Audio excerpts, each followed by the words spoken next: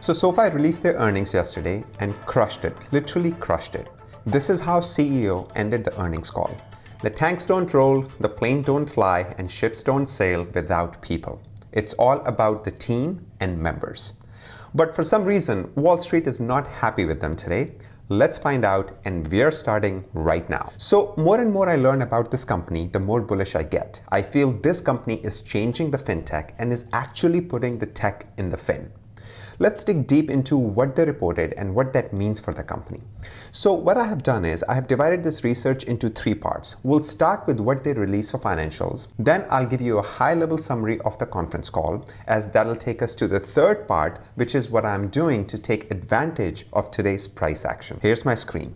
So let's start with some top-level stuff. As we know that SoFi is a member company, and even on the conference call, CEO said that they are a member-centric company first and then product-centric company. So let's look at what members or how many members they reported in Q2. So look at the member growth, 2.5 million in Q2 from 2.2 million in Q1.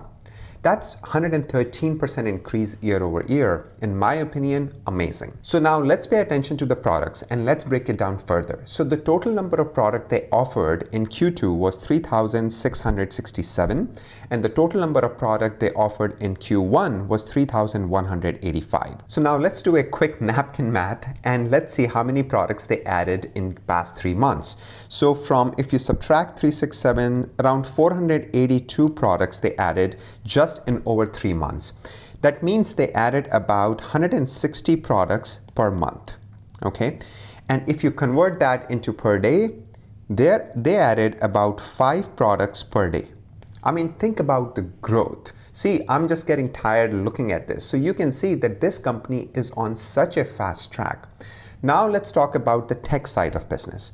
So they acquired a company last year, which is Galileo, and this is all tech company. Without tech, they do not exist, and even they said it in the conference call or in the earnings call yesterday that this is all a tech company.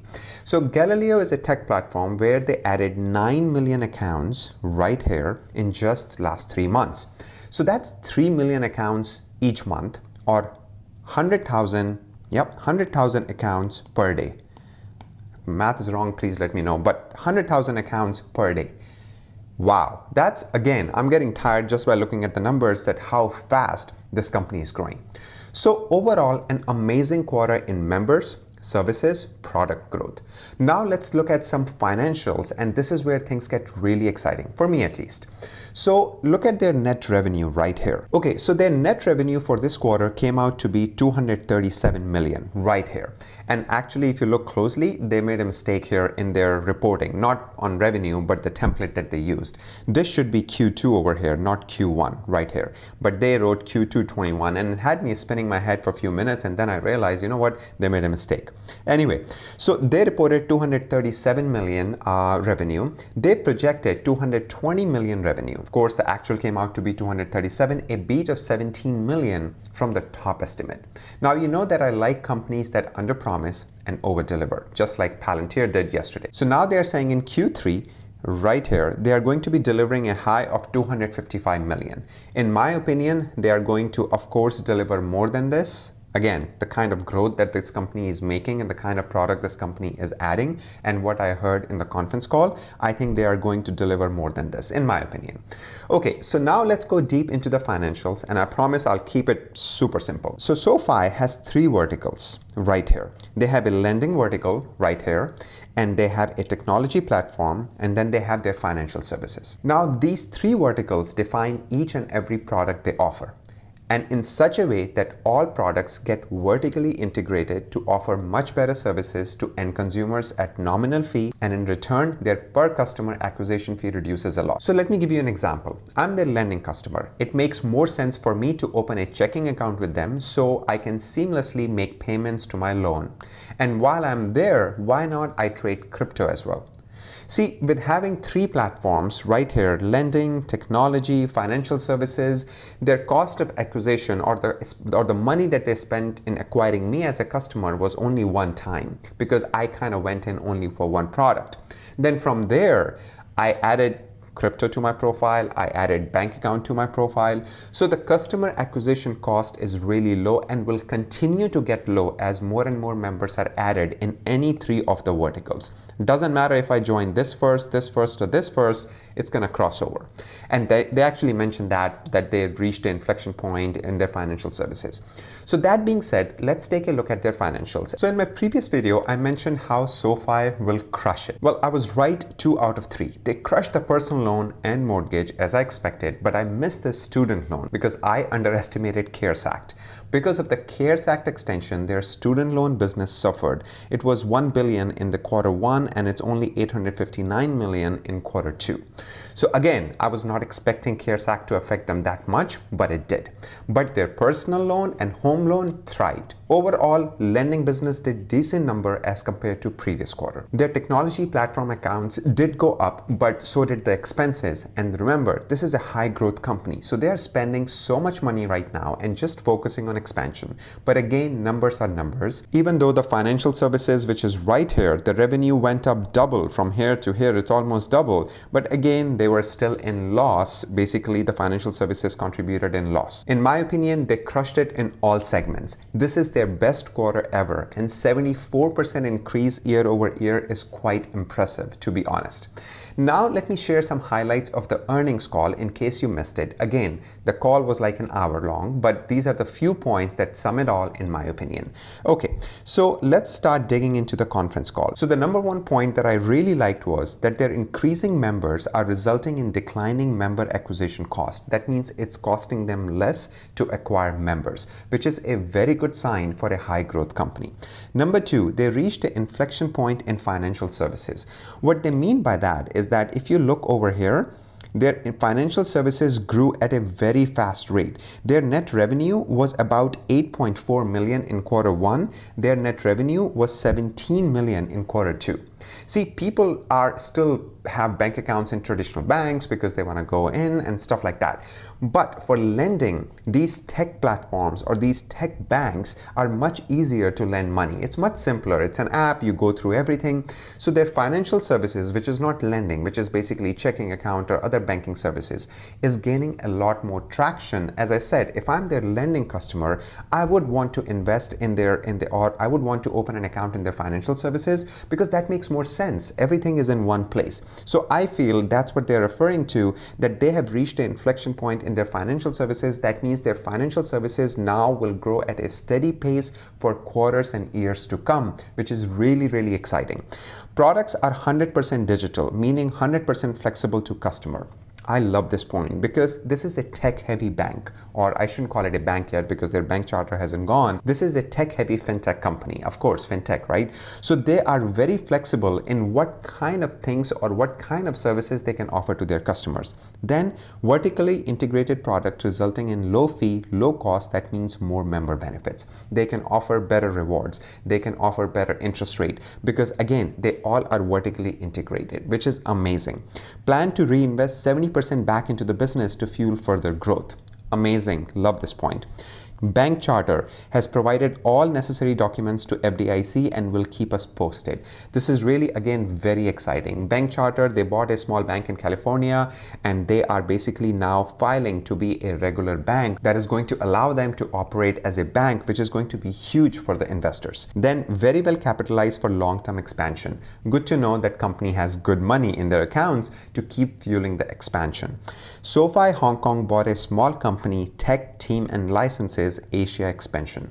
Very exciting. They are going international. Every fintech company must go international to continue growing and to continue basically acquiring small companies left and right so that they can have a big footprint. Look at PayPal. They are all over the place. That's exactly what SoFi wants to be in that same space. So the last point which Wall Street didn't like was 165 million loss.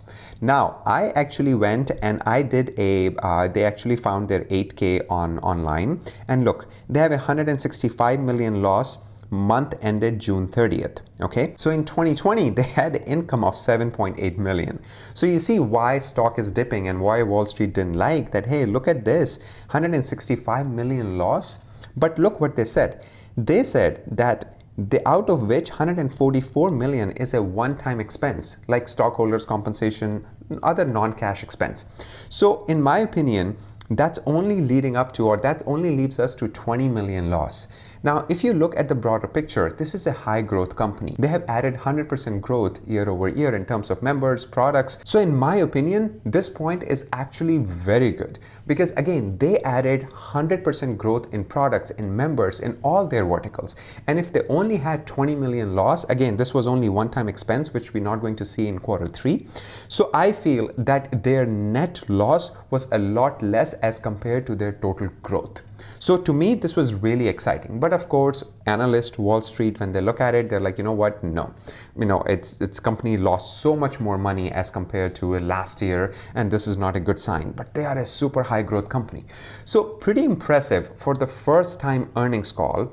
I feel that they did an amazing job, or their CEO, their CFO did an amazing job in telling people and be very transparent with people on what they're doing and how they're planning to grow. Again, my opinion only, entertainment purposes only. Now let's talk about the juicy part, the part which makes us investors excited regardless of how the stock reacts. So I truly believe that this company is going to be very successful. Honestly, I'm impressed, and I feel that the day like today is an opportunity that is rare. So I went ahead and took full advantage of it. Here is what I did. Again, my opinion only, entertainment purposes only. So I had a trade open for almost a month now that I have discussed in my previous videos, where I sold 100 cash covered puts for December 2023. I closed that trade on August 11th because I knew that the stock has a possibility, because this is their first earnings call. The EPS, the net loss, everything is up in the air right now. So I knew that stock might see a weak day or two after the earnings, and that's why I wanted to get out before the earnings. So what I did was, let me just come to that point first. So I sold, this was my open position right here. So I had 100 cash covered puts for December 2023 at 1750 strike. And I sold that put for $9 right here, and I actually bought those puts back 2 days before, or day before the earning, on August 11th, and I made about $14,660 from that trade. I closed it. Now I'm planning to reopen that trade today. Market is not open yet. It's about 7:30 a.m. Eastern time. So when market opens, I plan to kind of reopen that trade, because the stock price is down. I'm going to get a better premium on that. This was a screenshot that I took a day before. So as you can see that I'm going to be selling puts right here, 100 for 1750 strike, exactly same trade. And right now, yesterday, I was getting about $7.50 for it. In my opinion, today I should get about $9, same that I got before, and then once the stock trades up in a week or two, I will be able to buy it back at this price, making some money on this trade. Then the other thing I did, again, nothing beats an investment. So as soon as SoFi released the earnings, as soon as I saw the numbers, I went ahead and I bought 1,000 shares of SoFi right here at $15.24. So that was my buy price yesterday as soon as they announced earnings. I'm not sure what the stock is going to do today. It may go down below 15 or it may go up. I'm not sure. Right now, it's about like around 15 something or 16 something when I checked in the pre-market. So I'm not sure what the stock is going to do, but nevertheless, I believe in this company long term, and that's why I wanted to add more to my portfolio. So I bought 1,000 more shares of SoFi at $15.24. Now, again, the market is reacting on this. 165 million loss. That's huge. They were not growing the way they are going right now. They did not have these one-time expense of stock-based compensation. Of course, they have to follow some regulatory guidelines. So the expenses go up, of course, for a public company. And that's why I'm not worried about that, because I know that these expenses, these one-time expenses of 144 million, we might not see in Q3. And they are expanding leaps and bounds. So I'm pretty excited about it. So now what I'm going to show you is the chart right here. So look at this. So right now, when I took this screenshot, this was yesterday, 1747 right here. And we know that when they first IPO'd, it was around $10 because of the SPAC merger right here at $10. And since then, they have gone almost close to $27. Then they kind of come back down, and now they are trading about $17. So the trade that I mentioned over here, if you look over here, right? So in December 2023, they are today, in today's net loss, in today's basically earnings or revenue that we are talking about, they're trading at 17, close to 1750 right now. Now think about it. In 2 years, when they have years of experience as a public company, when their members will grow maybe to 10 million, not sure how many, and they have expanded to many more countries, what do you think the stock price is going to be? Definitely more than 1750, right? I mean, there's no question about it. So in my opinion, this is such a safe bet for me. Again, personal advice for me. So that's why I'm going to place this trade today when the market opens, looking at what the stock is doing. And if I have to change the strike price to maybe 20 to get a better premium, I'll do it, because I know that stock will be a lot higher. And that's why I just wanted to show this chart quickly to you, that at this, when the stock is like, just very new and reported their earning for the first time as a private company, the stock is at $17. In next 2 years, the stock will be easily more than $17.50. So I know there is a lot to take in, but I can leave you with just one thought at the end of it all. Watch out, as this could be one of the very interesting investment in the coming years. My opinion, for entertainment purposes only. This is not a financial advice. So I'm going to link my first video that I did on SoFi. If you have not, then I highly recommend you watch it as I talk about how smart this company is. I hope I provide some value, and if you like the video, then please consider subscribing, hit the like button so we can reach out to more SoFi lovers. As always, thank you for joining me. Love you all. Until next time, you all have a sparkling day.